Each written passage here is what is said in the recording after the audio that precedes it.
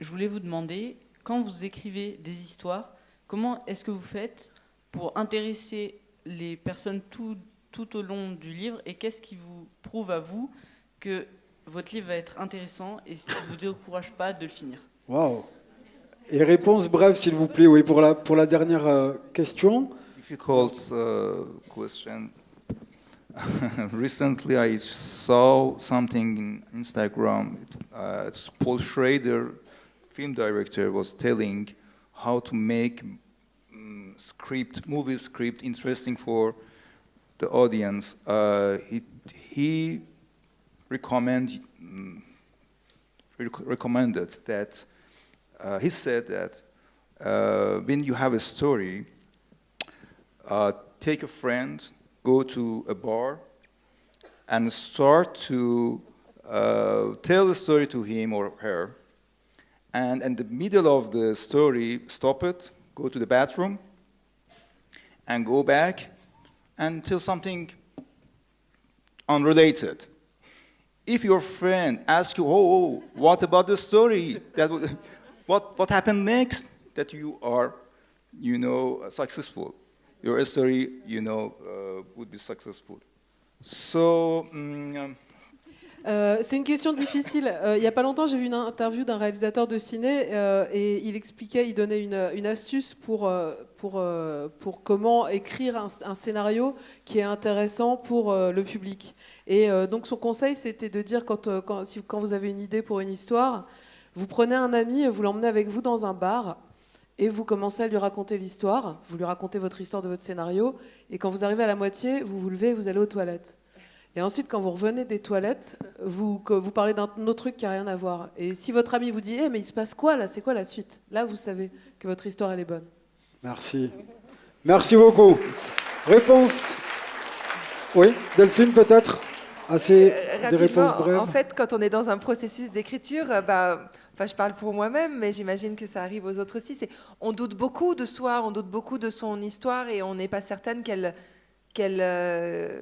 plaise à tout le monde ou qu'elle attire l'attention. Et puis, et pour rejoindre ce que dit Mana, c'est que oui, c'est vrai que, alors on appelle ça pitcher, quand on pitch une histoire, ça peut plaire, et on peut se dire, ça y est, là je tiens quelque chose d'extraordinaire. Mais c'est une chose de la raconter en quelques mots à un ami, à un bar, mais quand on est face à sa page blanche et qu'on a un tunnel de plusieurs semaines, de plusieurs mois, voire plusieurs années pour l'écrire, c'est là la différence entre l'histoire et puis ce qu'on appelle après le récit ou la narration. Parce qu'après, aussi cette histoire, de quel point de vue on va la raconter? Est-ce que c'est nous-mêmes qui la racontons? Est-ce qu'on crée des personnages? Et là, j'avoue, la prise de tête commence, parce qu'on doute. Et il m'est arrivé dans des livres que j'ai écrits où je ne savais pas de quel point de vue écrire cette histoire. Je savais que l'histoire, elle avait quelque chose. Mais et il m'est arrivé en plein milieu de mon écriture de tout rechanger et de changer de point de vue, parce que je me disais que voilà, c'est plutôt comme ça que ça va fonctionner. Merci. Merci beaucoup. Arnaud, réponse? Très vite. En bref, oui. Et il ne faut pas oublier l'éditeur là-dedans, je l'ai évoqué tout à l'heure. Non, mais c'est vrai, ce ne sont pas des imprimeurs. Et en fait, leur rôle, il est assez primordial là-dedans. Et souvent, il arrive à ce moment-là, au moment où l'histoire, elle est jolie, elle peut avoir du sens pour toi. Mais lui, il va dire d'accord, mais derrière, nous, on voudrait qu'il y ait 3 000, 10 000 ou 30 000 lecteurs. Donc, il faut revoir les choses, reconstruire, recombiner, éventuellement arranger. Et là, le rôle de l'éditeur est important. Bien sûr. Merci. La question qui se pose, c'est un peu la recette du succès. En fait, moi, justement, je suis absolument contre les pitchs en littérature, parce que si on nous avait dit le pitch de la recherche du temps perdu de Proust,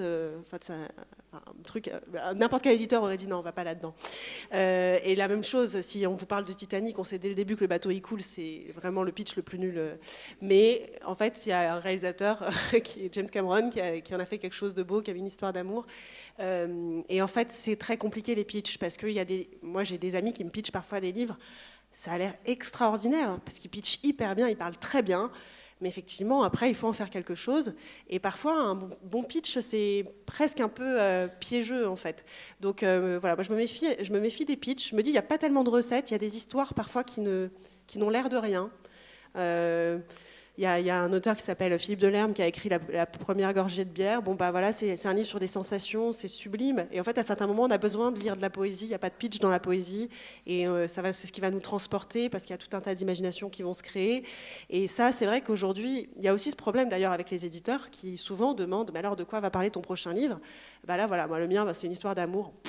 Eh ben, on va pas me déconseiller.